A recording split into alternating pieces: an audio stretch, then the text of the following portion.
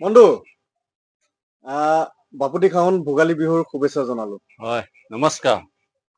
হেৰি এই মাঘ বিহুৰ বাবে আপুনি মাছ মাংস কেনেদৰে যোগাৰ কৰিছিলে?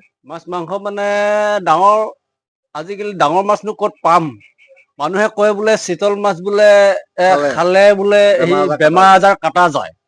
সেইটো কাৰণে মানে এতিয়া আমি চিতল মাছ পোৱাই নাযায়, আমিতো যি দাম আমি দুখীয়া মানুহ খাবও নোৱাৰো। গতিকে ফিচাৰী মাছ ফিচাৰী মাছকে মানে আনিছো আৰু 5 কেজি আৰু মাংস আৰু লগতে মানে মাংস 2 কেজি আনিছো। কি মাংস?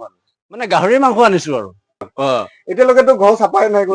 নাই বৰ্তমান এনেকে ঘূৰিয়ে আছো, মানে গোটেই ৰাতিটো ভেলাঘৰতে কটাই দিলো।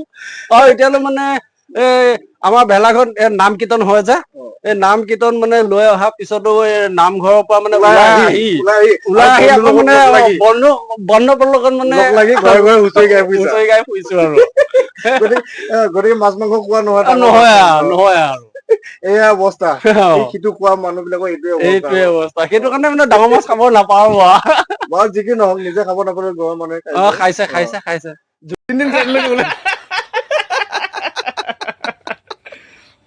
3 দিন